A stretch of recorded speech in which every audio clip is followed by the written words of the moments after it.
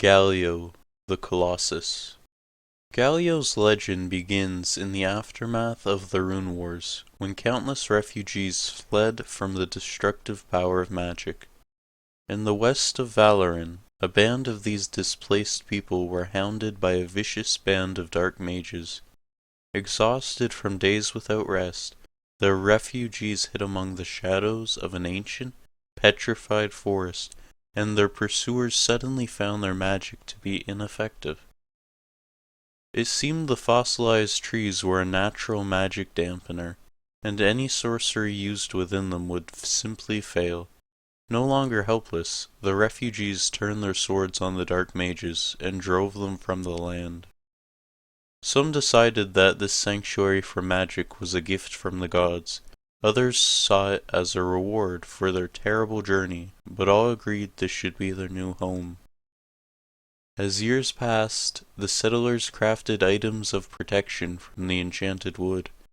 Eventually, they found it could be mixed with ash and lime to make a petricite, a material with a powerful resistance to magic. It would be the foundation for their new civilization, forming the walls of the new kingdom of Demacia. For years, these petricite barriers were all the Demacians needed to feel secure from the threat of magic within the borders of their homeland. In the rare event that they needed to settle a conflict abroad, their military proved fierce and formidable. But when their enemies employed sorcery, Demacia's roaming army had little recourse. Somehow, they needed to take the security of their magic-dampening walls into battle.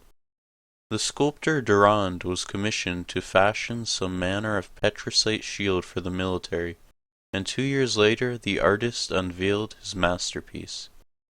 While it was not what many were expecting, the winged statue Galio would become vital to the defense of the nation and serve as a symbol of Demacia across Valoran.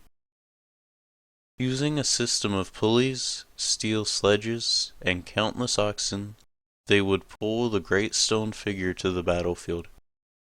Many would-be invaders simply froze at the sight of the awe-inspiring silhouette looming before them, the Titan who ate magic, inspired a kingdom, and terrified those who opposed it. However, no one thought to consider what exposing the statue to such unpredictable energies could do. Demacia had been mired in battle with enemy forces in the Green Fang Mountains. A skilled order of war mages, known as the Arcane Fist, bombarded the Demacians with crackling bolts of raw, mystical power for 13 days. Those who had survived this long felt their morale dwindling, and huddled close to Galio.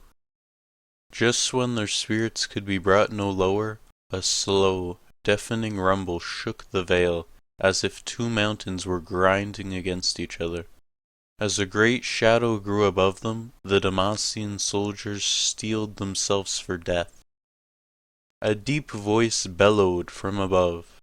To the Demacians' astonishment, the sound came from the Colossus at their backs. Galio was moving and speaking entirely on his own.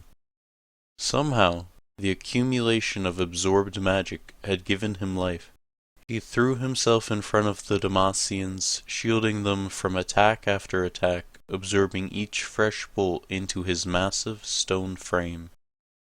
Then Galio turned, bounded up the mountainside, and crushed every last one of the arcane fists into the craggy soil. The Demacians cheered. They were eager to thank the petricite sentinel that had saved them. But as quickly as he'd come to life, their fearsome protector had ceased moving, returning to his pedestal just as before. Back in the great city, this bizarre tale was told in hushed tones by the few who had survived the battle of the Green Fangs, and was usually received with silent incredulity.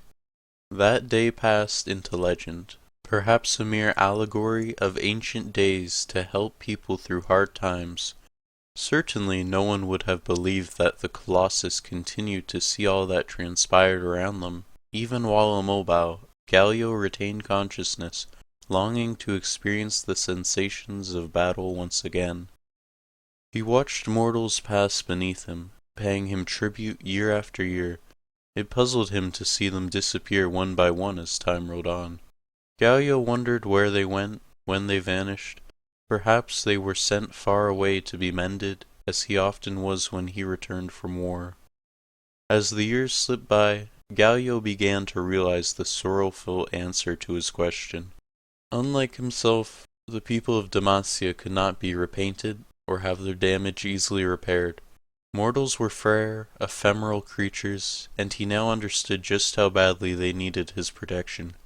Fighting had been his passion, but the people were now his purpose.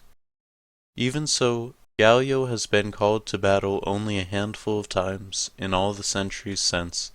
Demacia has begun to look inward, with magic becoming rarer in his world than it once was, and so the Petricite Colossus remains dormant, observing the world through the murk of his waking dreams. The statue's greatest hope is to be blessed by a magic so powerful that he will never be forced to sleep again.